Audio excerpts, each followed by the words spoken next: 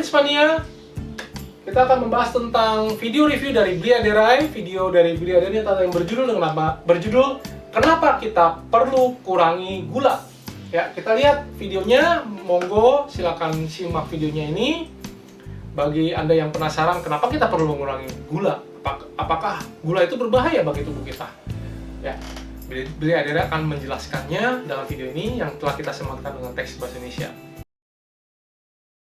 Kenapa saya bicara soal gula? Karena kalau kita berbicara salah satu kontributor ya katanya daripada yang namanya berbagai penyakit yang berhubungan dengan perilaku itu disebabkan karena dalam hal ini adalah ulah perilaku makan. Makronutrisi yang paling banyak dikonsumsikan adalah karbohidrat. Karbohidrat kalau kita makan apakah dari kentang, apakah dari nasi, apakah dari tepung dan turunannya nasi, kadang-kadang juga mungkin dari mie, kue-kuean dan sebagainya ya, termasuk juga dari gula ya, apakah yang tersembunyi maupun yang memang terkandung di dalam apakah makanan dan minuman. Nah, pada saat itulah dipecah oleh tubuh menjadi gula. Jadi gula itu adalah sebenarnya adalah kalau bisa dibilang bagian terkecil daripada karbohidrat. Jadi kalau protein kita pecah menjadi asam amino, kalau kita makan lemak dipecah menjadi lemak esensial gitu ya. Nah, pada saat kita makan karbohidrat dipecah oleh tubuh menjadi gula ya.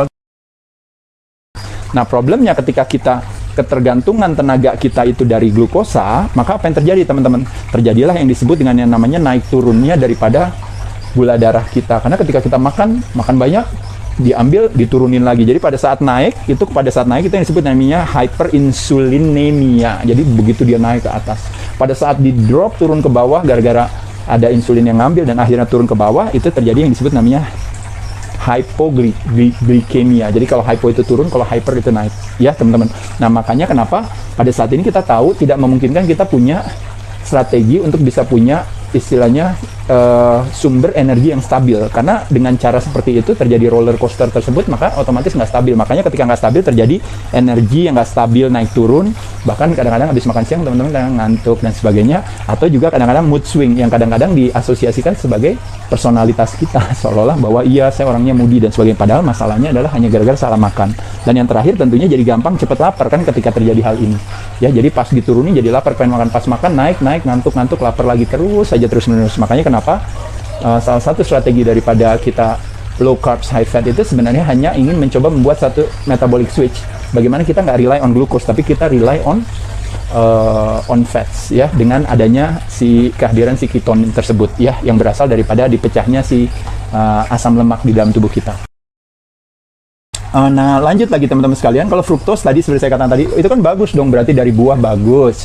Indeks glikemiknya rendah kan, cuma 20 rendah. Iya, cuma problemnya adalah fruktosa itu hanya bisa diproses oleh liver kita dan liver kita terbatas. Makanya kenapa ketika kita banyak makan buah, gula dari buah atau bahkan fruktosa yang banyak datang dari high fructose corn syrup ya, high fructose corn syrup kadang-kadang sering terjadi di makanan-makanan processed food gitu ya. Atau kadang-kadang juga dari gula pasir yang berasal berasal dari berbagai hidden sugar yang dimiliki oleh minuman-minuman misalnya, atau makanan-makanan proses yang kita nggak tahu. Nah, itu kandungannya banyak kandungan fruktos. Akhirnya liver kan tujuannya kan adalah untuk detoksifikasi salah satunya. Jadi dia kasih beban menjadi lebih berat. Dan kedua, fruktos itu mudah sekali disimpan di dalam sel lemak kalau nggak dipakai atau kalau kelebihan. Dan akhirnya makanya kenapa end up-nya kita akhirnya menjadi non-alcoholic fatty liver disease atau alcoholic fatty liver disease kalau seandainya disebabkan karena kita banyak konsumsi alkohol. Selain itu juga problemnya juga dengan kebanyakan fruktos, akhirnya nanti kita akan punya masalah dengan ketika sel kita tidak sensitif lagi terhadap insulin. Jadi terjadi namanya insulin resistensi dan akhirnya nanti akan mengarahkan kita kepada diabetes tipe 2 ya. Teman-teman bisa bayangin kalau seandainya kita konsumsinya kebanyakan karbo itu terus kebanyakan, maka apa yang terjadi? Apalagi semua karbo kita makan ya dengan berbagai jenisnya. Maka otomatis yang terjadi adalah karbo kelebihan, berat badan akan naik, perut akan tambah gede. Satu. Kedua, problemnya adalah ketika insulin selalu hadir, sel tidak sensitif lagi. Maka yang terjadi yang namanya insulin resistant atau yang dikenal dengan namanya prediabetes. Ya. Teman-teman tahu di situ, dan itu yang terjadi sekarang hari ini ya. Udah pada diam di rumah semua, yang darinya normal akhirnya terpleset, akhirnya masuk ke dalam kategori prediabetes.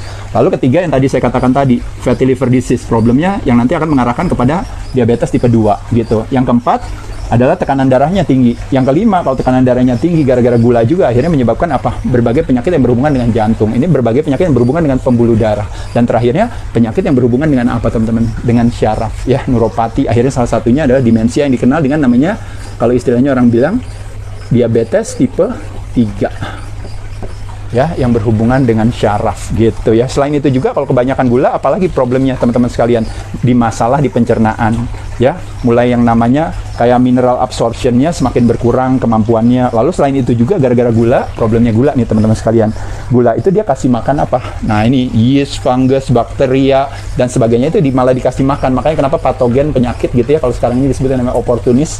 Akhirnya bayangin teman-teman, kan ceritanya protokol sehat proteksi dari luar, jadi teman-teman tidak melakukan protokol sehat proteksi dari dalam, yang ada teman-teman malah ngasih kesempatan kepada si kuman penyakit itu untuk bisa makan enak. Kenapa? Karena di rumah makanannya kebanyakan gula-gula semua.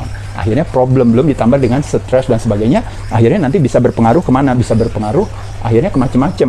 Nah tadi kan ketika akhirnya terjadi ini, akhirnya terjadi leaky gut, bloated, akhirnya alergi terhadap makanan, nanti terakhirnya dibilangin, oh iya saya punya masalah dengan autoimun gitu. Pada kenyataannya sebenarnya disebabkan ya gara-gara apa? Gara-gara cukup dengan mengurangi gula saja urusannya beres. Semoga ini bermanfaat. Setujukah Anda bahwa sehat adalah pilihan hidup kita? Jadi Anda bebas dalam memilih gaya hidup seperti apa, dan Anda bebas dalam memilih makanan apa yang perlu dikonsumsi dalam setiap harinya. Tapi Anda tidak bebas dari konsekuensinya. Jadi Anda mau ingin enak di depan atau enak di belakang, itu pilihan Anda. Selain itu kita tidak mungkin membayar orang melakukan push up, pull up, atau squat, tapi kita yang melakukan ototnya. Jadi kita yang harus melakukan kepada diri kita sendiri. Kekuatan dan kesehatan mental kita ternyata dipengaruhi oleh kekuatan fisik tubuh. Jadi kita harus melatih fisik kita supaya kita bisa mengatasi segala masalah dan tantangan dalam hidup kita. Saya Joko Ampu bersama Binar Ganet. Kami mengajak Anda membangun generasi baru yang lebih cerdas, fit, dan tangguh. Di Binar Ganet, kami selalu percaya bahwa setiap orang pasti bisa memiliki tubuh yang ideal dan sehat. Dengan subscribe, like, dan share video ini, Anda turut membantu membangun Indonesia sehat dan kuat. Salam cerdas fitness, saya JP.